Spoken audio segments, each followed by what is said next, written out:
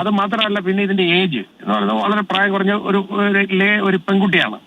അപ്പൊ അതൊക്കെ ഒന്ന് കണക്കാക്കിയിട്ട് വേണമെന്നുണ്ടെങ്കിൽ അതൊരു ജീവപര്യന്തം തടവായിട്ട് കൊടുക്കാവുന്നതായിരുന്നു എന്നാണ് എന്റെ അഭിപ്രായം. അല്ലാതെ ഇത് ഒരു വധശിക്ഷ കൊടുക്കാൻ പറ്റിയ ഒരു കേസായിട്ട് എനിക്ക് തോന്നുന്നില്ല. ഹലോ ഗൈസ്, പുതിയൊരു വീട്ടിലേക്ക് എല്ലാവർക്കും സ്വാഗതം. ഇന്നായിരുന്നു നമ്മുടെ ഷാരോൺ വധക്കേസിന്റെ കഷായം ഗ്രീഷ്മയുടെ വിധി. ചുമത്തപ്പെട്ട ഓരോരോ കുറ്റങ്ങളിൽ ശിക്ഷാവിധി പ്രഖ്യാപിക്കുന്നു കോടതി. കൊലപാതകത്തിന് വേണ്ടി തട്ടിക്കൊണ്ടുപോകൽ, ഗ്രീഷ്മയ്ക്ക് വധശിക്ഷ എന്ന പ്രധാനപ്പെട്ട വാർത്ത. ഗ്രീഷ്മയ്ക്ക് പാറശാല ഷാരോൺ വധക്കേസിൽ ഗ്രീഷ്മയ്ക്ക് വധശിക്ഷ എന്ന ചരിത്രപരമായ വിധിയിലേക്ക് കോടതി കടക്കുന്നു. ചരിത്രപരമായ വിധി, ഗ്രീഷ്മയ്ക്ക് വധശിക്ഷ. സത്യത്തിൽ വിധി വന്നപ്പോൾ ഞാൻ ഞെട്ടി. ഞാൻ പ്രതീക്ഷിച്ചത് ഒരു ജീവപര്യന്തം 14 കൊല്ലം, അങ്ങേയറ്റം പോയി കഴിഞ്ഞ ഒരു ഡബിൾ ജീവപര്യന്തം 28 കൊല്ലം. ഇതായിരുന്നു ഞാൻ വിചാരിച്ചത്. ഈ വധശിക്ഷ എന്ന് പറയുന്ന പണിഷ്മെന്റ് ഞാൻ ചിന്തിച്ചിട്ട് പോലുമില്ല. അതും നമ്മുടെ ഗ്രീഷ്മയെ പോലെ വളരെ ഇന്റലിജന്റ് ആയിട്ടുള്ള 24 വയസ്സുള്ള ഒരു പെൺകുട്ടിയെ ആ രീതിയിൽ കണക്കാക്കി ചിലപ്പം ജീവപര്യന്തത്തിൽ ഒതുക്കുമെന്ന് വിചാരിച്ചടേ. പക്ഷെ കോടതി ഞെട്ടിച്ചു. ജഡ്ജി എ ബഷീർ സാറിന് ഒരു ബിഗ് താങ്ക് യു, ഒരു ബിഗ് സല്യൂട്ട്. അടിപൊളി. കാരണം എന്താണെന്ന് വെച്ചാൽ ഈ കേസിനകത്ത് സാക്ഷികളൊന്നും തന്നെ ഇല്ല. 48 സാഹചര്യ തെളിവുകളുടെ അടിസ്ഥാനത്തിലാണ് ഇവർക്ക് വധശിക്ഷ വിധിച്ചിരിക്കുന്നത്. പിന്നെ കുറെ ഡിജിറ്റൽ എവിഡൻസ് ഉണ്ട്. സോ അത്രയും പവർഫുൾ ആയിട്ടുള്ള എവിഡൻസ് ആണ് നമ്മുടെ കേരള പോലീസ് നിരത്തിയത്. അതിനകത്ത് കേരള പോലീസും അതുപോലെ തന്നെ പ്രോസിക്യൂഷൻ വക്കീല് ഇവരെ എല്ലാവരെയും എടുത്തു പറയേണ്ടതാണ്. നല്ല രീതിയിൽ ഈ ഒരു കേസിന്റെ പുറകിൽ ഇവർ പണിയെടുത്തിട്ടുണ്ട്, നല്ല രീതിയിൽ. സോ വളരെ സാറ്റിസ്ഫൈങ് ആയിട്ടുള്ള ഒരു വാർത്തയാണ് നമ്മൾ കേട്ടത്. ഈ ഒരു വധശിക്ഷ വിധിക്കുന്ന സമയത്ത് ഗ്രീഷ്മേന്റെ ഒരു എക്സ്പ്രഷൻ എങ്ങനെയാണെന്ന് ആ കോടതിയിൽ കണ്ടോണ്ട് നിന്ന ആ ഒരു വിധി പ്രഖ്യാപിക്കുന്ന സമയത്ത് അവിടെ ഉണ്ടായ റിപ്പോർട്ടർ പറയുന്നുണ്ട്. നമുക്ക് അതൊന്ന് കേട്ടു നോക്കാം. എന്ന് മൂന്നാമത്തെ വിധി പറയുന്ന സമയത്ത്, അതായത് 302 IPC ഡെത്ത് സെന്റൻസ് എന്ന് കോടതി പറയുന്ന സമയത്ത് ഞാൻ നേരെ നോക്കിയത് ഗ്രീഷ്മയുടെ മുഖത്തേക്കായിരുന്നു. പക്ഷേ ഒരു വികാരവുമില്ലാതെ ഒരു വധശിക്ഷയ്ക്ക് വിധിക്കപ്പെട്ടയാളാണ് താൻ എന്ന ആ സത്യം അതിനെ ഉൾക്കൊണ്ടാണോ ഉൾക്കൊള്ളാതെയാണോ ആ സ്ത്രീയുടെ മുഖത്ത് യാതൊരു തരത്തിലുള്ള വികാരവും നമുക്ക് കാണാൻ കഴിഞ്ഞില്ല. അവർ ആദ്യം മുതൽ കോടതിക്ക് മുന്നിൽ എങ്ങനെയാണോ നിന്നത് അതേ നിൽപ്പ്, ഒറ്റ നിൽപ്പ് അവർ അങ്ങനെ തന്നെ നിൽക്കുന്നതാണ് നമുക്ക് കാണാൻ കഴിഞ്ഞത്. അവരുടെ മാനസികാവസ്ഥയെക്കുറിച്ച് പറയുകയാണെന്നുണ്ടെങ്കിൽ കോടതി കൃത്യമായി തന്നെ പറയുന്നുണ്ട്, ഈ സ്ത്രീ ചെയ്തു കൂട്ടിയ കാര്യങ്ങൾ, താൻ എന്താണ് ചെയ്യുന്നതെന്ന ബോധ്യത്തോടു കൂടി ഈ സ്ത്രീ ചെയ്തു കൂട്ടിയ കാര്യങ്ങളെ കുറിച്ച് കോടതി വിധിന്യായത്തിൽ പറയുന്നുണ്ട്. ഇവിടെ ഭയങ്കര ബ്രൂട്ടൽ മെന്റാലിറ്റിയാണ്. അത്രയും ബ്രൂട്ടൽ ആയിട്ടുള്ള ഒരു കൊലപാതകം, ഒരു മർഡർ തന്നെ ആയിരുന്നു അത്. 2 കൊല്ലം മുമ്പ് ഇവളെ തെളിവെടുക്കാൻ വേണ്ടിയിട്ട് പോലീസുകാർ ആ ഒരു പാർക്കിലും ആ ചുറ്റുവട്ടത്തൊക്കെ കൊണ്ടുപോയ സമയത്ത് നമ്മൾ കണ്ടതാണ്. ഭയങ്കര പോലീസുകാരുടെ അടുത്ത് പൊട്ടിച്ചിരിച്ച് തമാശ പറഞ്ഞ് കൂളായിട്ട് നിന്ന് ഓരോ കാര്യങ്ങളും പറഞ്ഞു കൊടുക്കുന്നത്. സോ അന്നേ നമ്മൾ ഇവളെ വിലയിരുത്തിയതാണ്. ഇപ്പം സ്വന്തം കോടതി അവക്ക് വധശിക്ഷ വിധിച്ചിട്ട് പോലും അവക്കൊരു കൂസലും ഇല്ലാതെ അവൾ നിൽക്കുകയാണ്. എന്നെ ഒന്നും ചെയ്യാൻ പറ്റില്ല എന്നുള്ള ഒരു വിശ്വാസം ആയിരിക്കാം അവക്ക് അങ്ങനെ നിൽക്കാനുള്ള പ്രചോദനം. ലെവലേശം കുറ്റബോധം അവിടെ മുഖത്ത് കാണാനില്ലെന്നുള്ളതാണ്. കോടതിയിലിട്ട് വന്നിറങ്ങി കണ്ടിട്ടില്ലേ, മുടിയൊക്കെ പിന്നിക്കെട്ടി ഭയങ്കര സുന്ദരിയായിട്ട് ഒരു മാസ്ക് ഒക്കെ വെച്ച് തടിച്ച് പെനത്ത്, പുറത്തുള്ളതിനേക്കാളും നല്ല പെനത്തിട്ടുണ്ട്. ഇവള് മുൻപ് ഒരു പോലീസുകാരി എടുത്ത് പറഞ്ഞൊരു കാര്യമുണ്ട്, കൂടിപ്പോയ എനിക്കൊരു ജീവപര്യന്തം കിട്ടുമായിരിക്കും, ഞാൻ 38ാമത്തെ വയസ്സിൽ പുറത്തിറങ്ങും, അത് കഴിഞ്ഞ് ഞാൻ ജീവിക്കുമെന്ന്. അതാണ് അവിടെ കോൺഫിഡൻസ്. മനസ്സിലായോ? 38ാമത്തെ വയസ്സിൽ അവൾ പുറത്തിറങ്ങിയിട്ട് അവൾ ജീവിക്കും എന്നുള്ള രീതിയിലാണ്. അവിടാണ് ഇവക്ക് ഈ തിരിച്ചടി കിട്ടിയത്. പക്ഷെ ഈ ഒരു വധശിക്ഷ നടപ്പിലാക്കുമോ എന്നുള്ള കാര്യത്തിൽ നമുക്ക് ഭയങ്കര കൺഫ്യൂഷൻ ആയിട്ടുള്ളൊരു കാര്യമാണ്. അതിനെപ്പറ്റി നമുക്ക് സംസാരിക്കാം. അതിനെപ്പറ്റി നമുക്ക് കുറച്ചുകൂടെ കഴിഞ്ഞിട്ട് സംസാരിക്കാം. വിശദമായി അതിനെപ്പറ്റി സംസാരിക്കാനുണ്ട്. പറഞ്ഞ ഉടനെ കോടതിയിൽ ആദ്യം തന്നെ ഷാരോണിന്റെ അച്ഛനും അമ്മയും ജഡ്ജ് വിളിച്ചു വരുത്തിയിരുന്നു. ഈ വിധി പറഞ്ഞ ഉടനെ തന്നെ അച്ഛനും അമ്മയും കോടതിക്ക് മുറിക്കകത്തിൽ നിന്ന് പൊട്ടിക്കരയുന്നതാണ് നമുക്ക് കാണാൻ കഴിഞ്ഞത്. ഏറ്റവും ഒടുവിൽ വിധി പ്രസ്താവം വായിച്ച് വിധി പ്രസ്താവത്തിൽ ജഡ്ജ് ബഷീർ ഒപ്പിട്ടതിന് പിന്നാലെ കോടതിയിൽ എഴുന്നേറ്റ് നിന്ന് തൊഴുകൈകളോടുകൂടി കോടതിയോട് അച്ഛനും അമ്മയും നന്ദി പറയുന്ന ഒരു കാഴ്ചയും നമുക്ക് കാണാൻ കഴിഞ്ഞു. ഇവിടെ ഈ ജഡ്ജ് ചെയ്ത കുറച്ച് നല്ല കാര്യങ്ങളുണ്ട്. ഒന്ന്, ഈ വിധി പ്രഖ്യാപിക്കുന്ന സമയത്ത് കോടതിക്ക് വെളിക്കായിരുന്നു ഷാരോണിന്റെ അച്ഛനും അമ്മയും. അവരെ അകത്ത് വിളിച്ചു വരുത്തി അവരുടെ മുന്നിൽ നിന്നിട്ടാണ് ഇവക്ക് വധശിക്ഷ അങ്ങേര് വിധിച്ചത്. കൂടാതെ തന്നെ ഏകദേശം 586 പേജുള്ള ഒരു വിധിന്യായമാണ് ഇദ്ദേഹത്തിന്റെ കയ്യിലുള്ളത്. അതിനകത്തുള്ള മെയിൻ പോയിന്റ് എല്ലാം എണ്ണി പറഞ്ഞിട്ടാണ് ഇവിടെ വിധി പ്രസ്താവന നടത്തിയത്. സാധാരണ ഒരു ജഡ്ജും അങ്ങനെ ചെയ്യത്തില്ല. കാരണം ഇവക്ക് എന്തുകൊണ്ട് വധശിക്ഷ വിധിക്കുന്നു എന്ന് പുള്ളിക്ക് ആളുകളെ ബോധ്യപ്പെടുത്തണമായിരുന്നു. അതുകൊണ്ട് ഇവള് ചെയ്ത ഓരോ കാര്യവും എണ്ണി പറഞ്ഞ് അത്രയും ബ്രൂട്ടലായിട്ടുള്ള കാര്യമാണ് ഇവള് ചെയ്തതെന്നുള്ള കാര്യത്തിൽ വെച്ചിട്ടാണ് ഈ പന്ന മോക്ക് വധശിക്ഷ വിധിച്ചേക്കുന്നത്. അതുപോലെ തന്നെ കോടതി വേറൊരു കാര്യങ്ങൾ എടുത്ത് പറഞ്ഞിട്ടുണ്ടായിരുന്നു, തനിക്കെതിരെയുള്ള എല്ലാ തെളിവുകളും താൻ തന്നെ കൊണ്ടു നടക്കുകയാണെന്ന്. എന്ന് വെച്ചാൽ ഇതിനകത്തുള്ള മേജർ എവിഡൻസ് എല്ലാം കിട്ടിയത് ഈ പറയുന്ന ഗ്രീഷ്മയുടെ ഫോണിൽ നിന്നാണ്.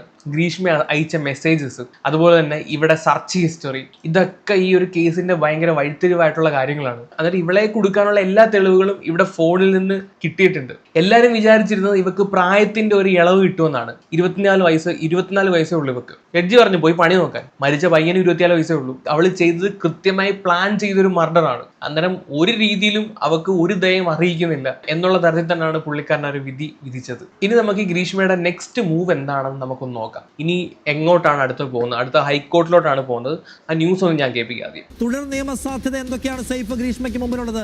അവർക്ക് വേണമെങ്കിൽ വിചാരിക്കാമല്ലോ, ഇതിപ്പോ ഒരു വിചാരണ കോടതിയുടെ വിധിയാണ്. മുകളിൽ പോയി വധശിക്ഷ ജീവപര്യന്തമാക്കി മാറ്റിയ പല ആളുകളും ഉണ്ട്. നിഷാദ്, ഇനിയിപ്പോൾ നേരെ ഹൈക്കോടതിയിലേക്ക് പോവുക എന്നുള്ളതാണ് ഗ്രീഷ്മയ്ക്ക് മുന്നിലുള്ള ഏകമാർഗം. സ്വാഭാവികമായിട്ടും ഇങ്ങനെ ശിക്ഷ വിധിക്കപ്പെടുന്ന, അപ്പോൾ ജീവപര്യന്തമായാലും വധശിക്ഷയായാലും ശിക്ഷ വിധിക്കപ്പെടുന്നയാൾ ഹൈക്കോടതിയിലേക്ക് പോകുക എന്നുള്ളതൊരു സാധാരണ നടപടിക്രമമാണ്. ഇനി ഹൈക്കോടതിയിലേക്ക് പോയാൽ അത് വേഗമൊന്നും പരിഗണിക്കില്ല. കുറച്ച് കാലമൊക്കെ കഴിയും, 1, 2, 3 വർഷമൊക്കെ കഴിഞ്ഞതിന് ശേഷമായിരിക്കും അത് പരിഗണിക്കുകയും അതിനകത്ത് വാദം കേട്ട് ഹൈക്കോടതി അതിന്റെ തീർപ്പ് പുറപ്പെടുവിക്കുകയും ചെയ്യുന്നത്. അങ്ങനെ തീർപ്പ് വധശിക്ഷ ജീവപര്യന്തമായി കുറച്ചാൽ സർക്കാരിന് വേണമെങ്കിൽ അതിന് സുപ്രീം കോടതിയിൽ അപ്പീൽ പോകാം. എന്തായാലും നിയമവഴികൾ ഗ്രീഷ്മയ്ക്ക് മുന്നിലുണ്ട്. പക്ഷേ സമൂഹത്തിന് ഒരു സന്ദേശം നൽകുക എന്ന് കോടതി പറഞ്ഞുകൊണ്ടാണ് ഈ വധശിക്ഷ നൽകിയിരിക്കുന്നത്. എനിക്ക് തോന്നുന്നു കേരളത്തിലെ രണ്ടാമത്തെ സ്ത്രീയാണെന്ന് തോന്നുന്നു വധശിക്ഷയ്ക്ക് വിധിക്കുന്നത്. അപ്പം നിയമസാധ്യതകൾ ഇങ്ങനെയാണ്. ആദ്യം ഇവക്ക് ഹൈക്കോടതി പോവാം, അവിടെ നിന്നും തള്ളിക്കഴിഞ്ഞാൽ പിന്നെ സുപ്രീം കോടതി പോവാം. സുപ്രീം കോർട്ടും കൈവിട്ട് കഴിഞ്ഞു കഴിഞ്ഞാൽ പ്രസിഡന്റിന് ദയാഹർജി കൊടുക്കാം. അതായത് ഇത്രയും കടമ്പകൾ കഴിഞ്ഞാൽ മാത്രമേ ഇവളെ തൂക്കിക്കൊല്ലത്തുള്ളൂ. ഇതൊന്നും പെട്ടെന്ന് നടക്കുന്ന പ്രോസസ് അല്ല, നല്ല രീതിയിൽ ടൈം പിടിക്കുന്ന പരിപാടികളാണ്. പിന്നെ നമ്മുടെ നിയമത്തിന് ഒരുപാട് പരിമിതികളുണ്ട്. സോ അന്നേരം അതൊക്കെ വെച്ചിട്ട് നമുക്ക് പറയാൻ പറ്റില്ല ഈ ഒരു കേസ് എന്തായി തീരുമെന്ന്. ഇപ്പൊ ഈ നെയ്യാറ്റിൻകര സെക്ഷൻ കോടതി ഇവക്ക് വധശിക്ഷ വിധിച്ചെങ്കിൽ പോലും ഹൈക്കോടതി ചെല്ലുമ്പോഴത്തേക്ക് ചിലപ്പോൾ വേറൊരു വിധിയാവാൻ ചാൻസസ് ഉണ്ട്. അത് നമുക്ക് ഒരിക്കലും തള്ളിക്കളയാൻ പറ്റാത്തൊരു കാര്യമാണ്. പിന്നെ ഇവിടെ വേറെ കാര്യം എന്താണെന്ന് വെച്ചാൽ ഇവക്ക് വധശിക്ഷ വിധിച്ചതിന്റെ പേരിൽ ഇവക്ക് പരോള് ലഭിക്കില്ല, ജയിലിൽ തന്നെ കിടക്കണം. പിന്നെ ഇപ്പൊ ജയിലിൽ പോയാൽ തന്നെ ഒറ്റയ്ക്കൊരു സെല്ലൊന്നും ആയിരിക്കത്തില്ല. വധശിക്ഷ വിധിച്ചെന്നും പറഞ്ഞ് ഒറ്റയ്ക്കൊരു സെല്ലൊന്നും ആയിരിക്കത്തില്ല കിടക്കുന്നത്. ബാക്കിയുള്ള കുറ്റവാളികളുടെ കൂടെ ഒക്കെ തന്നെ ആയിരിക്കും. ഹൈക്കോർട്ടും സുപ്രീം കോർട്ടും കഴിഞ്ഞ് പ്രസിഡന്റിനും ചെന്ന് പ്രസിഡന്റിന്റെ ദയാഹർജി തള്ളിക്കഴിഞ്ഞതിന് ശേഷമാണ് ഇവളെ ഒരു ഒറ്റ സെല്ലിലോട്ട് മാറ്റി അങ്ങനെ ഒരുപാട് റെസ്ട്രിക്ഷൻസ് കൊണ്ടുവരുന്നത്. എന്താണെങ്കിലും കേരളത്തിൽ അടുത്ത കാലത്ത് എത്ര വധശിക്ഷകൾ വിധിച്ചിട്ടുണ്ട്, അത് എത്ര എണ്ണം നടപ്പിലാക്കിയിട്ടുണ്ടെന്ന് നമുക്കൊന്ന് ചെക്ക് ചെയ്ത് നോക്കാം. നമ്മളിപ്പോൾ ഈ വധശിക്ഷ സമീപകാലത്ത് വിധിച്ചവരുടെ കണക്കെടുത്ത് പരിശോധിക്കാൻ പോയാൽ ബീഹാർ സ്വദേശിയായ അസ്ഫ കാലം, 5 വയസ്സുകാരിയായ ബീഹാറി സ്വദേശിയായ പെൺകുഞ്ഞിനെ തട്ടിക്കൊണ്ടുപോയി പീഡിപ്പിച്ച് കൊന്ന് ചാക്കിൽ കെട്ടിവെച്ച കേസിലെ പ്രതി അസ്ഫ കാലത്തിന് കോടതി വധശിക്ഷ വിധിച്ചിട്ടുണ്ട്. പെരുമ്പാവൂരിലെ ജിഷ കൊലക്കേസിലെ പ്രതി അമീറുൽ ഇസ്ലാം, അസം സ്വദേശിയായ പ്രദീപ് ബോറ, രാജേഷ് കുമാർ, ആര്യ കൊലക്കേസിലെ പ്രതികൾ, അമീറുൽ ഇസ്ലാമിനും ആര്യ കൊലക്കേസിലെ പ്രതികൾക്കുമെല്ലാം കോടതി വധശിക്ഷ വിധിച്ചു കഴിഞ്ഞിട്ടുണ്ട്. അവരുടെ വധശിക്ഷ നടപ്പിലാക്കിയിട്ടില്ല. ഒരുമനയൂർ കൂട്ടക്കൊലക്കേസിലെ പ്രതി രജികുമാറിന് വധശിക്ഷ വിധിച്ചിട്ടുണ്ട്, നടപ്പിലാക്കിയിട്ടില്ല. മാവേലിക്കരയിലെ സ്മിത വധക്കേസിലെ പ്രതി വിശ്വരാജന് കോടതി വധശിക്ഷ വിധിച്ചിട്ടുണ്ട്, നടപ്പിലാക്കിയിട്ടില്ല. അപ്പോൾ ആറ്റിങ്ങൽ ഇരട്ടക്കൊലക്കേസിലെ നിനോ മാത്യു വധശിക്ഷയ്ക്ക് വിധിക്കപ്പെട്ട കുറ്റവാളിയാണ്, നടപ്പിലാക്കിയിട്ടില്ല. കോളിയൂർ കൊലക്കേസിലെ പ്രതി അനിൽകുമാർ, വണ്ടിപ്പെരിയാറിൽ യുവതിയെയും മകളെയും പീഡിപ്പിച്ച് കൊന്ന കേസിലെ പ്രതി രാജേന്ദ്രൻ, ഉത്തർപ്രദേശുകാരനായ നരേന്ദ്രകുമാർ, അതായത് മണ്ണാർക്കാട്ട് 2015 ലാലപ്പൻ, പ്രസന്നകുമാരി, പ്രവീൺ ലാൽ എന്നിവരെ കൊന്ന കേസിലെ പ്രതി ഉത്തർപ്രദേശുകാരനായ നരേന്ദ്രകുമാറിന് വധശിക്ഷ വിധിച്ചതാണ് ഈ സമീപകാലത്ത്. പക്ഷേ അത് നടപ്പിലാക്കിയിട്ടില്ല. ലിസ്റ്റ് എടുക്കാനാണെങ്കിൽ ഒരുപാടുണ്ട്, കുറെ ഉണ്ട്.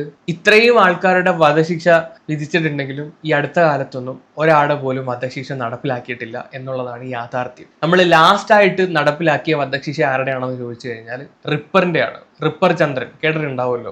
കേരളത്തിൽ 3 പതിറ്റാണ്ട് മുൻപാണ് ഏറ്റവും അവസാനം വധശിക്ഷ നടപ്പിലാക്കിയിട്ടുള്ളത്. 15 പേരെ കൊന്ന കേസിലെ പ്രതി റിപ്പർ ചന്ദ്രനെ 1991 ജൂലൈയിലാണ് കണ്ണൂർ സെൻട്രൽ ജയിലിൽ തൂക്കിലേറ്റിയത്. അതിനുശേഷം കേരളത്തിൽ ഈ വധശിക്ഷാ നടപടികൾ, തൂക്കിലേറ്റലുകൾ നടന്നിട്ടില്ല.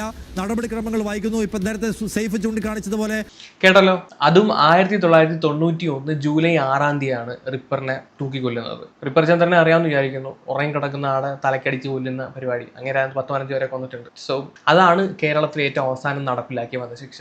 അപ്പം ഈ ഒരു കേസിന്റെ അവസ്ഥ എന്താണെന്ന് നിങ്ങൾക്ക് ചിലപ്പോൾ ഊഹിക്കാം. ചിലപ്പോൾ ഈ ഒരു കേസ് ഇങ്ങനെ കുറെ കാലം ഇങ്ങനെ നീണ്ടുപോകും. എന്തെങ്കിലും മിറക്കിളൊക്കെ സംഭവിച്ചാൽ മാത്രമേ വധശിക്ഷയിലോട്ടൊക്കെ പോത്തോളൂ എന്നാണ് എനിക്ക് തോന്നുന്നത്. ഉള്ള കാര്യം പറയാമല്ലോ. ഈ ഒരു വിധിയെ പറ്റി മുൻ ഹൈക്കോടതി ജഡ്ജായിട്ടുള്ള കെമാൽ പാഷ പറയുന്ന ഒരു കാര്യമുണ്ട്. അതൊന്ന് കേട്ടു നോക്ക് നിങ്ങൾ. തൂക്കുകാരാണ് വധശിക്ഷ കൊടുത്തേക്കുന്നു അതില്. വധശിക്ഷയാണ് സാർ, വധശിക്ഷയാണ്. അയ്യോ, ഞാൻ അറിഞ്ഞില്ല. ലൈഫ് എന്ന് ഇവിടെ ആരോ എന്റെ അടുത്തൊന്ന് പറഞ്ഞു, ഞാൻ അറിഞ്ഞില്ല. ഞാൻ വാർത്ത കണ്ട് ഞാൻ ഒരു മീറ്റിംഗിൽ ഇരിക്കായിരുന്നു. ഇപ്പൊ ഞാൻ ഇറങ്ങിയുള്ളൂ, പ്രസംഗിച്ചോണ്ടിരിക്കായിരുന്നു. അതായാലും വധശിക്ഷയാണെന്നുണ്ടെങ്കിൽ അത് കൂടുതലാണെന്നാണ് എൻ്റെ ഒരു അഭിപ്രായം. അതായത് ഇദ്ദേഹം ഹൈക്കോടതി ജഡ്ജാണ്, പുള്ളി പറയുന്നത് കേട്ടല്ലോ, വധശിക്ഷയാണെങ്കിൽ അത് കൂടുതലാണ്, അത് കൂടിപ്പോയി എന്നാണ് അദ്ദേഹം പറയുന്നത്. ഇദ്ദേഹം കൃത്യമായിട്ട് ഒരു കേസ് ഒന്നും പഠിക്കാന്നാണ് പറയുന്നത്. ചിലപ്പം അതുകൊണ്ടായിരിക്കും ഇങ്ങനെയൊക്കെ പറയുന്നത്. എന്താണെങ്കിലും ബാക്കി പറയുന്നത് കേട്ടു നോക്കാം. അതായത് ഇതിലെ അഗ്രവേറ്റിംഗ് സർക്കംസ്റ്റാൻസും മിറ്റിഗേറ്റിംഗ് സർക്കംസ്റ്റാൻസും നോക്കണം വധശിക്ഷയ്ക്ക്. റെയറസ്റ്റ് എമംഗ് റെയർ ആയിരിക്കണം. അതായത് സ്പെഷ്യൽ ഫാക്ട്സ് കാണണം. ഇത് അതില്ലാന്ന് ഞാൻ പറയുന്നില്ല, സ്പെഷ്യൽ ഫാക്ട്സ് ഒക്കെ ഉണ്ട്. കാരണം ഒരു തന്നെ കഷായത്തിനകത്ത് വിഷം കലർത്തി അങ്ങ് കൊടുത്തതാണ്, കഷായം കൊടുത്തു. ഈ കഷായം വാങ്ങിച്ച് കുടിക്കാൻ പോയ എന്തിനാന്ന് നമ്മളൊന്ന് ആലോചിക്കണം. അങ്ങനെ കാര്യമുണ്ട്. അപ്പൊ ഇത് യഥാർത്ഥത്തില് ഈ ഞാൻ പറഞ്ഞു കേട്ട് മനസ്സിലായത്, എനിക്ക് അറിഞ്ഞൂടാ, ആ കുട്ടിയുടെ ഭാഗത്തു നിന്നുള്ള ചില കാര്യങ്ങളുണ്ട്. ഇത് കാൽക്കുലേറ്റഡ് ആയിട്ട് പ്രീമെഡിറ്റേറ്റഡ് ആണ്. അതിനെ കൊല്ലാൻ വേണ്ടി തന്നെ കൊടുത്തതാണ്, സംശയമില്ല. കാരണം ഇത് വിളിച്ചു വരുത്തി അങ്ങനെ കൊന്നതാണ്. കാരണം ഇതിന് വേറെ ഒരു കല്യാണാലോചന വന്നു, ഒരു സൈനികനുമായിട്ട് അങ്ങാണ്ട് ഉള്ള കല്യാണാലോചന വന്നു കഴിഞ്ഞപ്പോ ഇവന് ഈ പെണ്ണിനെ വിടാൻ പറ്റത്തില്ല. ഇവന്റെ കയ്യില് ഇതിന്റെ ആയിട്ടുള്ള കോംപ്രമൈസിങ് പൊസിഷനുള്ള ഏതോ ഫോട്ടോകളോ 5 or 6 ബിറ്റ്സ് എങ്ങാണ്ട് ഉണ്ടായിരുന്നു കേട്ടോ. അത് ഇതിൽ നിന്ന് അങ്ങനെ ഉണ്ടോ? ഇവിടെ ഫോട്ടോസ് ഉണ്ടാവും. അതല്ലാതെ ഈ പുള്ളി പറയുന്ന പോലെ ബിറ്റും കാര്യങ്ങളൊക്കെ ഉണ്ടോ? അതിനെപ്പറ്റി ഞാൻ എവിടെയും പറഞ്ഞു കേട്ടിട്ടില്ല. നിങ്ങൾ കേട്ടിട്ടുണ്ടെങ്കിൽ താഴെ ഒന്ന് കമന്റ് ചെയ്യാം കേട്ടോ. സോ എനിക്ക് നോ ഐഡിയ. ന്യൂസിൽ ഞാൻ കണ്ടേക്കുന്നതാണ്. ഉണ്ട്. അത് വെച്ചുകൊണ്ട് ഇതിനെ ഭീഷണിപ്പെടുത്താൻ തുടങ്ങി. അവസാനം ഇവളങ്ങ് തീരുമാനിച്ചു അവനെ അങ്ങ് തട്ടിയേക്കാമെന്ന്. അത് പ്രീ മെഡിറ്റേറ്റഡ് ആണ്, സംശയമൊന്നും. പുള്ളിയുടെ വർത്താനം കേട്ട് നമുക്ക് ചൊറിഞ്ഞു വരും. കാര്യം മരിച്ചുപോയൊരു വ്യക്തി ആ രീതിയിൽ ഇവൻ എന്നൊക്കെ വിളിച്ച് ഒരുമാതിരി സംസാരം. മേ ബി ചിലപ്പോൾ ഇദ്ദേഹം ഒരു ജഡ്ജ് ആയതുകൊണ്ടാവാം, കുറെ ഇതുപോലുള്ള കേസുകൾ കണ്ടിട്ടുണ്ടായതുകൊണ്ടാവാം, അതുകൊണ്ടായിരിക്കും ആ ഒരു സംസാരിക്കുന്നത്. No idea. എന്താണെങ്കിലും ഒരുമാതിരി ചൊറിയുന്ന സംസാരം പോലെ ഫീൽ ചെയ്യുന്നുണ്ട്. ബാക്കി കേൾക്കാം. കെമാൽ പക്ഷേ ഈ ശിക്ഷാവിധി പ്രഖ്യാപനത്തിനിടയിൽ താങ്കൾ ഈ പറയുന്ന വാദങ്ങൾ തന്നെ പ്രതിഭാഗം കോടതിയിൽ ശക്തമായി തന്നെ വാദിച്ചതാണ്. പക്ഷേ കോടതി പറയുകയാണ് ഈ പറയുന്ന രീതിയിൽ വിഷം കലർത്തിയ കാര്യം ഷാരോൺ അറിയുമ്പോഴും മരണക്കിടക്കയിൽ കിടക്കുമ്പോഴും ഗ്രീഷ്മ ശിക്ഷിക്കപ്പെടരുത് എന്ന് ഷാരോൺ ആഗ്രഹിച്ചു.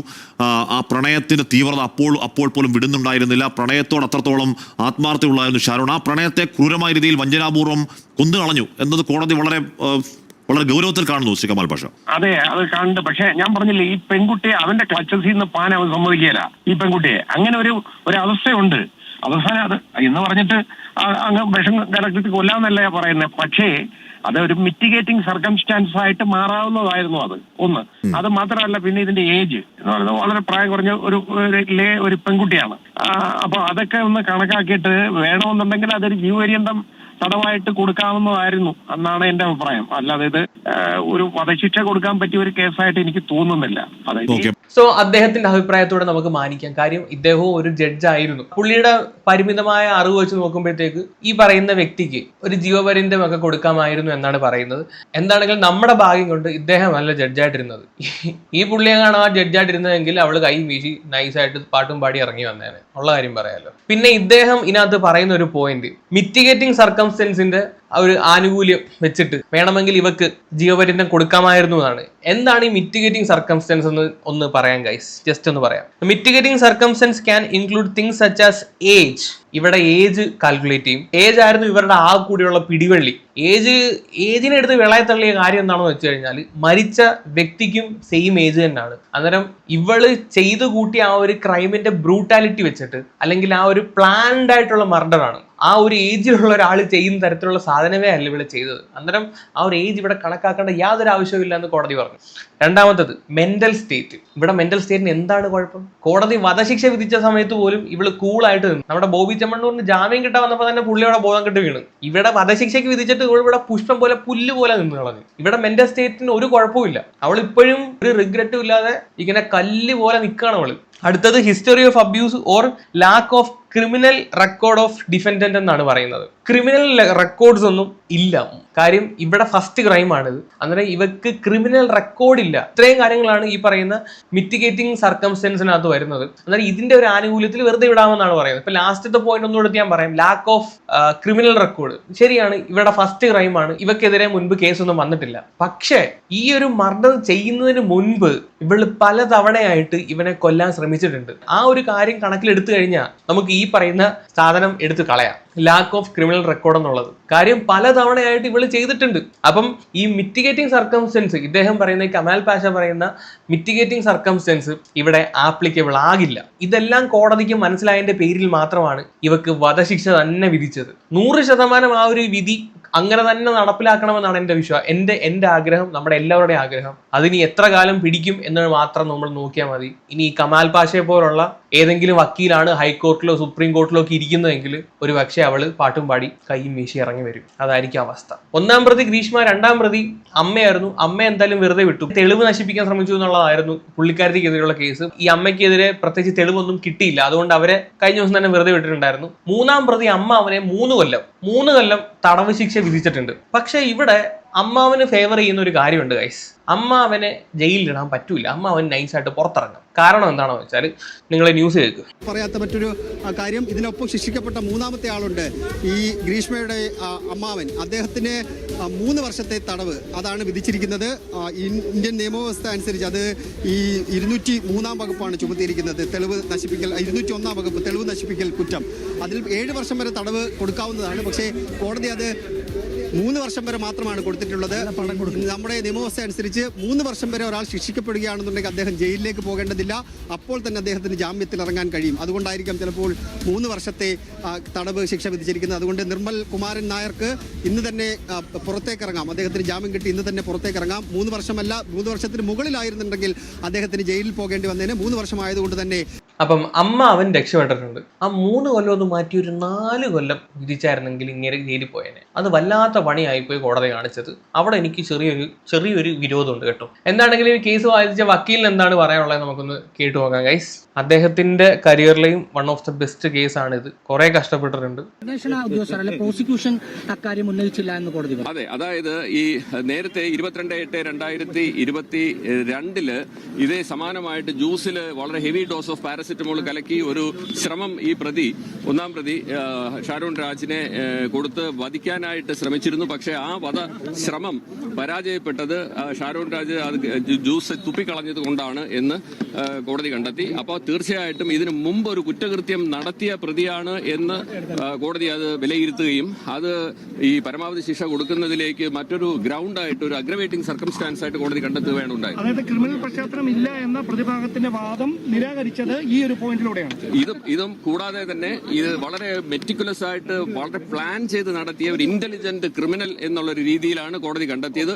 ഒരു ഡെവിളിഷ് പൈശാചികമായ മനസ്സിന് ഉടമയാണ് എന്ന് പ്രോസിക്യൂഷൻ വാദിച്ചതിനെ പൂർണ്ണമായിട്ടും കോടതി അംഗീകരിച്ചും കൂടെ കൊണ്ടാണ് ഈ ഒരു ശിക്ഷ വിധിച്ചത്, വധശിക്ഷ വിധിച്ചത്. സോ ഈ കേസിലെ ഏറ്റവും വൈറ്റൽ ആയിട്ടുള്ള ഒരു പോയിന്റ് എന്താണെന്ന് വെച്ച് കഴിഞ്ഞാൽ, ആദ്യം ഇവിടെ ഒരു കൊലപാതക ശ്രമം നടത്തുമായിരുന്നു. ജ്യൂസിനകത്ത് പാരസിറ്റാമോൾ കലക്കിയിട്ട് 2 കുപ്പിക്കകത്ത് കൊണ്ടുവരുന്നത്. അതിന്റെ വീഡിയോ ഷാരോൺ എടുത്തിട്ടുണ്ടായിരുന്നു. നമുക്ക് ആ വീഡിയോ ഒന്ന് ആദ്യം കാണാം. അത് പിന്നെ ജയിക്കുന്ന ആള് പറഞ്ഞ ഇതെന്തോന്നാണ് കളിയാൻ തോന്നാണ്. പറ, റെക്കോർഡ് ചെയ്യണം. പറ, തോന്നാണ് ചലഞ്ച്. അത് പിന്നെ ജയിക്കുന്ന ആള്. അപ്പം ഇവള് മൊത്തം ചലഞ്ചിന്റെ പരിപാടിയാണ് ഗൈസ്. ഇവനെ കൊണ്ട് ചലഞ്ച് ചെയ്യിപ്പിച്ചിട്ട് ആ ജ്യൂസ് കുടിപ്പിക്കാനുള്ള പരിപാടിയായിരുന്നു. ഇവിടെ കൈ 2 കുപ്പി ജ്യൂസ് ഉണ്ട്. ആദ്യത്തെ കുപ്പി ആണ്ട് ഇവള് തന്നെ തുറക്കുകയാണ്. കാര്യം ഇതിനകത്താണ് ഈ പാരസിറ്റാമോളിന്റെ പൊടി കലത്തിയേക്കുന്നത്. 2 കുപ്പിയുടെയും ആ ഒരു ജ്യൂസിന്റെ കളർ നോക്കിക്കഴിഞ്ഞാൽ നമുക്ക് മനസ്സിലാവും രണ്ടിന്റെ കളർ ഡിഫറെന്റ് ആണ്. മാത്രമല്ല ഈ ജ്യൂസ് ഷാരോണിന് കൊടുത്ത സമയത്ത് അതിനകത്തൊരു ടേസ്റ്റ് വ്യത്യാസം, ഈ പാരസിറ്റാമോൾ കലക്കിയതുകൊണ്ട് ടേസ്റ്റ് വ്യത്യാസം വന്നതുകൊണ്ട് അവനത് കുടിച്ചില്ല, തുപ്പിക്കളയാണ്. അങ്ങനെ ഇവിടെ ഫസ്റ്റ് അറ്റംപ്റ്റ് ഫെയിൽ ആവുകയാണ്. ഈ ഒരു വീഡിയോ ഷാരോൺ എടുത്തിട്ടുണ്ടായിരുന്നു. അപ്പൊ തന്നെ ഇവള് പറയുന്നുണ്ട് വീഡിയോ എടുക്കല്ലേ. പക്ഷെ ആ വീഡിയോ ഉണ്ടായിരുന്നു. അത് ഭയങ്കര ഒരു വൈറ്റൽ പ്രൂഫ് തന്നെ ആയിരുന്നു. ആദ്യമായിട്ടല്ല ഇവൾ ഈ ഒരു പരിപാടി ചെയ്യുന്നതെന്നുള്ളതിന്റെ ഒരു തെളിയിക്കുന്ന തരത്തിലുള്ള ഒരു കാര്യമായി പോയി ആ ഒരു വീഡിയോ. ഈ വിധി വന്നതിന് ശേഷം ഷാരോണിന്റെ അമ്മയുടെ റിയാക്ഷൻ എന്താണെന്ന് നമുക്കൊന്ന് കണ്ടുപോകാം ഗൈസ്. വളരെ തൃപ്തികരമാണ്. നീതിമാനായ ജഡ്ജിക്ക് 1000 നന്ദി. 1000 നന്ദി.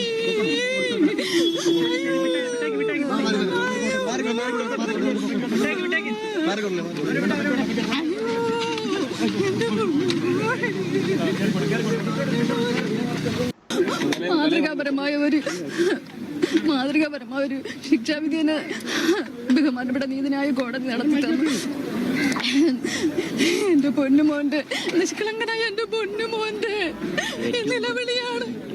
നിലവിളിയാണ് ദൈവം നീതിമാനായ ജഡ്ജിൽ ഇറങ്ങി വന്നത് ഞങ്ങൾക്ക് ഏറ്റവും ഞങ്ങൾ പ്രതീക്ഷിച്ച ഏറ്റവും വലിയ ശിക്ഷാവിധിയെ കിട്ടി. ഞങ്ങൾ തൃപ്തിയാണ്.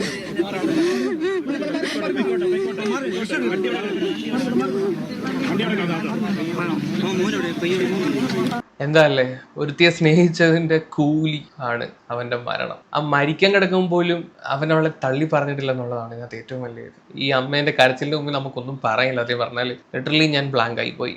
ഓക്കെ, ഇനി ഇവള് ഈ പറയുന്ന ഗ്രീഷ്മ കോടതിയിൽ നിന്ന് ഇറങ്ങി വരുന്ന ഒരു ഇതുണ്ട്, നമുക്ക് അതോടൊന്ന് കാണാം. അവർ ബോധപൂർവം മുൻപ് വധശ്രമം നടത്തിയ ആളാണ്, പല കുറി കൊലപാതകത്തിന് ശ്രമിച്ച ആളാണ്. ഗ്രീഷ്മയെ പുറത്തേക്ക് കൊണ്ടുവരുന്ന ദൃശ്യങ്ങളാണ് നമ്മൾ കാണുന്നത്. ഗ്രീഷ്മയെ അവരുടെ മുഖത്തേക്ക് നിഷാദ് ഒന്ന് നോക്കുക, എന്തെങ്കിലും വികാരം ആ സ്ത്രീയുടെ മുഖത്ത് ഇല്ല. അവർ വളരെ കൂളായി.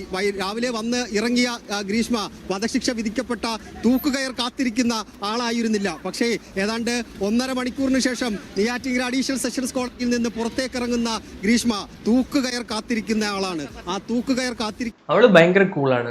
അവൾക്ക് വധശിക്ഷ എന്നൊക്കെ പറഞ്ഞു കഴിഞ്ഞാൽ അവൾക്ക് അറിയാം. എനിക്ക് തോന്നുന്നു ഇവളിതെല്ലാം പഠിച്ചിട്ടാണെന്ന് തോന്നിനകത്ത് ഇറങ്ങിയേക്കുന്നത്. അത്രയും കൊല്ലവല്ലേ ഉള്ളു. വീടൊക്കെ വിറ്റെന്നാണ് കേട്ടത്. എനിക്കൊന്ന് കേസ് നടത്താനായിരിക്കാൻ വേണ്ടി. എന്തിന് ഇതുപോലുള്ള നശൂലങ്ങളെ ജയിലിലിട്ട് തീറ്റി പോറ്റുന്നതിനേക്കാൾ ഭേദം എത്രയും പെട്ടെന്ന് തൂക്കിക്കൊല്ലുന്ന തന്നെ. പക്ഷെ നമ്മുടെ നിയമത്തിന് പറ്റില്ല അങ്ങനെ. നമ്മുടെ നിയമത്തിന് ഏറ്റവും വലിയ പോരായ്മ അത് തന്നെ. കുറ്റം ചെയ്തു എന്ന് 100% തെളിഞ്ഞാൽ പോലും ഇങ്ങനെ ഇട്ടിരിക്കും. ഇട്ടിട്ട് അവൻ ചാവാറാവുമ്പോഴായിരിക്കും തൂക്കിക്കൊല്ലുന്നത്. അല്ലെങ്കിൽ കുറെ കാലം കഴിയുമ്പോഴത്തേക്ക് വല്ല ARG ഒക്കെ പിടിച്ചിട്ട് ജീവപര്യന്തമായിട്ട് കൺവേർട്ട് ചെയ്തിട്ട് കുറച്ച് കളഞ്ഞാൽ പുറത്തിറങ്ങും. ഇതൊക്കെയാണ് നടക്കുന്നത്. ഇതിനൊക്കെ ഒരു മാറ്റം വരണം സത്യത്തിൽ. എന്താണെങ്കിലും ഇവിടെ ഈ കേസ് അന്വേഷിച്ച ഉദ്യോഗസ്ഥൻ ഇവള് എത്രമാത്രം ബ്രൂട്ടലായിരുന്നു, എത്രമാത്രം കണ്ണിങ് ആയിരുന്നു എന്ന് പുള്ളിക്കാരൻ പറയുന്നുണ്ട്. നമുക്ക് അതുകൂടെ ഒന്ന് കേൾക്കാം.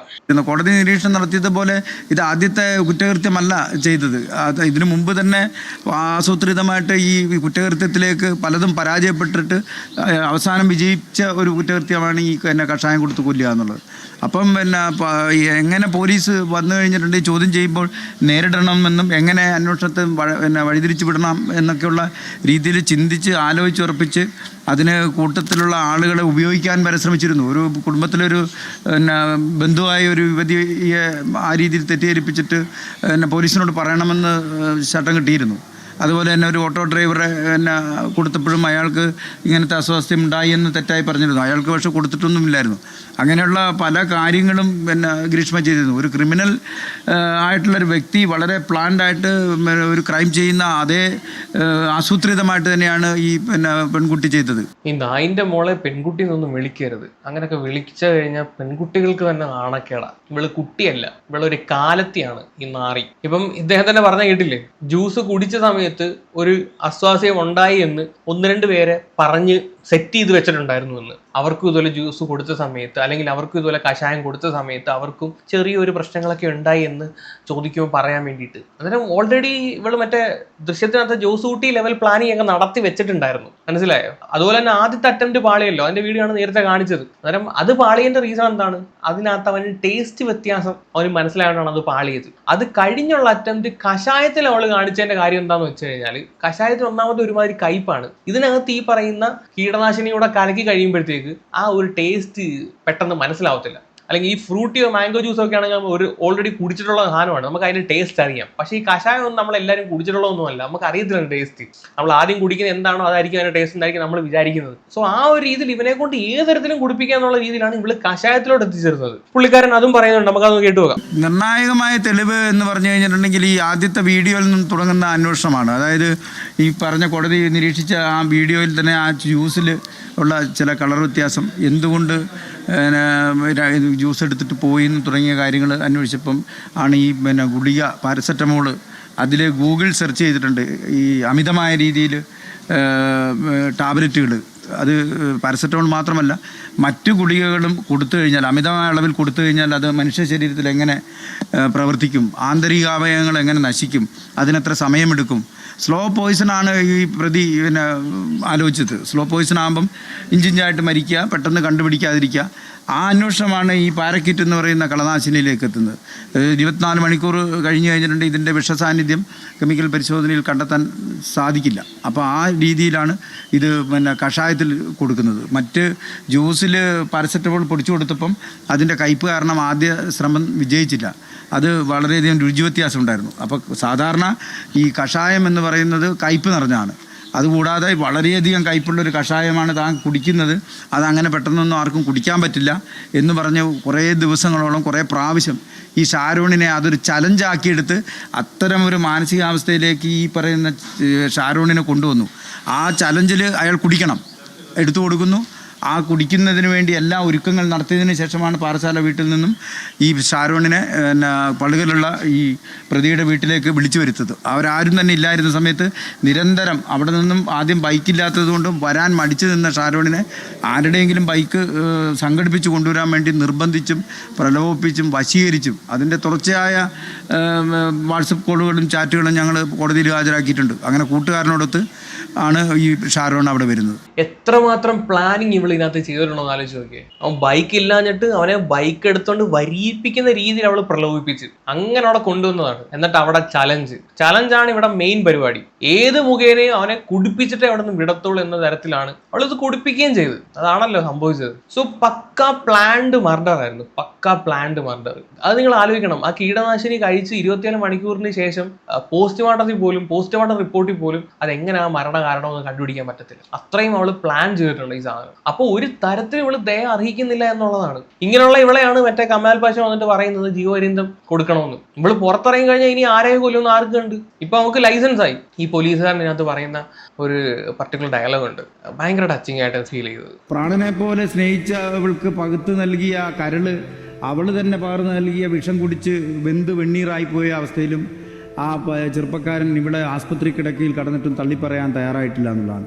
ഫോൺ വിളിക്കുമ്പോഴും ചാറ്റ് ചെയ്യുമ്പോഴും ഒക്കെ ഇയാൾക്ക് സംസാരിക്കാൻ പറ്റാത്തൊരു ഘട്ടം പോലും വന്നപ്പോഴും ഇവിടെ അത്ര പ്രണയത്തോടുകൂടി മാത്രമാണ് ഈ ഷാരോൺ എന്ന യുവാവ് വിളിച്ചത്. ഇവൾ പക്ഷേ പകരം അങ്ങോട്ടൊക്കെ വിളിച്ചിട്ടുണ്ടെങ്കിലും അതിലൊക്കെ തന്നെ നിഷ്കളങ്കമായ രീതിയിലല്ല, അത് അഭിനയമായിരുന്നു. അയാളെ തെറ്റിദ്ധരിപ്പിക്കാൻ വേണ്ടി ഉള്ള വലിയ അഭിനയം ആണ് ഗ്രീഷ്മ നടത്തിയത്. പക്ഷേ അതുകൊണ്ട് ആത്മാർത്ഥമായിട്ട് പ്രണയം ഉള്ളത് കൊണ്ട് ഈ ഗ്രീഷ്മയെ തള്ളിപ്പറയുന്നതിനോ ഒറ്റിക്കൊടുക്കുന്നതിനോ അല്ലെങ്കിൽ പേര് പറയുന്നതിനോ ആദ്യഘട്ടത്തിൽ ഈ ഷാരോൺ തയ്യാറായിരുന്നില്ല. പക്ഷേ ഗ്രീഷ്മ എന്തോ കലക്കി കൊടുത്തിരുന്നെന്നും അത് തൻ്റെ മരണത്തിലേക്ക് കലാശിക്കുമെന്നും അവസാന ഘട്ടത്തിൽ ഷാരോണിന് വ്യക്തമായിട്ട് മനസ്സിലായിരുന്നു.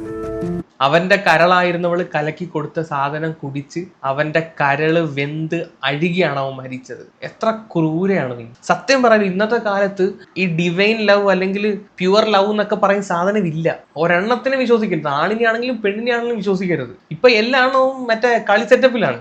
ഒന്ന് പറഞ്ഞ രണ്ടാമത്തെ ഇതൊക്കെ വെച്ച് നോക്കാൻ മറ്റേ ബെസ്റ്റി ഫ്രണ്ട്സ് വിത്ത് ബെനിഫിറ്റ്സ് ഇതൊക്കെ തന്നെയാണ് നല്ലത്. എന്റെ പൊന്നു മക്കളെ, ഞാൻ ഒരു കാര്യം പറയാം. നിങ്ങൾ ഒരു റിലേഷൻഷിപ്പിൽ ആവുന്നുണ്ടെങ്കിൽ നിങ്ങൾ പരസ്പരം ഒരു മ്യൂച്വൽ റെസ്പെക്ട് ഉണ്ടാവണം. ഇപ്പം ആ ഒരു വ്യക്തിക്ക് ഈ ഒരു റിലേഷൻഷിപ്പ് മുന്നോട്ട് കൊണ്ടുപോകാൻ താല്പര്യമില്ലെങ്കിൽ അത് അക്സെപ്റ്റ് ചെയ്തിട്ട് നമ്മൾ പിന്മാറി കൊടുക്കുക. അല്ലാതെ നമ്മൾ റിലേഷൻഷിപ്പ് ആയിരിക്കുന്ന സമയത്ത് പലതരത്തിലുള്ള ഫോട്ടോസോ വീഡിയോസോ ഒക്കെ ചിലപ്പോൾ അങ്ങോട്ടും ഇങ്ങോട്ടും ഒക്കെ ഷെയർ ചെയ്യാനിരിക്കും. പക്ഷെ അത് വെച്ചിട്ട് പിന്നീട് ബ്ലാക്ക് മെയിൽ ചെയ്യാനോ ഒന്നും ചെയ്യാൻ നിൽക്കരുത്. അങ്ങനെയൊക്കെ നിൽക്കുമ്പോഴാണ് ഇതുപോലുള്ള ഓരോ ക്രൈംസും വരുന്നത്. ഇവിടെ ഷാരോൺ അങ്ങനെ ചെയ്തോ എന്ന് എനിക്കറിയില്ല, നോ ഐഡിയ. ബട്ട് ഓൾവേസ് നിങ്ങൾ കീപ്പ് ചെയ്യേണ്ട ഒരു കാര്യമുണ്ട്, ഒരു മ്യൂച്വൽ റെസ്പെക്ട് എന്ന് പറയുന്ന സാധനം. ഓരോരുത്തരുടെ ഡിസിഷനെ നിങ്ങൾ റെസ്പെക്ട് ചെയ്യുക.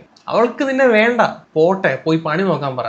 അവള് പോയാൽ അടുത്തവള് വരും, അല്ലെങ്കിൽ അവൻ പോയാൽ അടുത്തവൻ വരും. അത്രേ ഉള്ളൂ. ഈ ഭൂമിയിൽ ജീവിക്കുന്ന അവസാനത്തെ പെണ്ണല്ല അവള്. അവളെക്കാളും നല്ല ഒരുപാട് ആളുകളുണ്ട്. സോ നമ്മളെ അവർ ഡിസർവ് ചെയ്യുന്നില്ല എന്ന് മാത്രം വിചാരിച്ചാൽ മതി. ജീവിച്ച് കാണിച്ചു കൊടുക്കുക, മുന്നിൽ ജീവിച്ച് കാണിച്ചു കൊടുക്കുക. പട്ടിയെ പോലെ പിന്നെയും പുറകെ വരും, പിന്നാലെ വരും. നമുക്കൊക്കെ നമ്മുടെ ജീവിതം കൊണ്ട് അങ്ങനെ നമ്മളെ കളഞ്ഞിട്ട് പോകുന്നവർക്ക് മറുപടി കൊടുക്കാൻ പറ്റത്തുള്ളൂ. അത്രയും മാത്രം ചെയ്താൽ മതി. അതാണ് നിങ്ങൾ ചെയ്യുന്ന ഏറ്റവും നല്ല പ്രതികാരം. സത്യം. ഒരു തേപ്പിൽ നിന്ന് ഉയർത്തെഴുന്നേറ്റ് വന്നവനാണ് ഞാൻ. അതുകൊണ്ട് എനിക്കിത് പറയാം, എനിക്ക് നല്ല രീതിയിൽ പറയാം. സോ ഇതാണ് ഗൈസ് ഷാരോൺ കൊലക്കേസിലെ ഇതുവരെയുള്ള അപ്ഡേറ്റ്.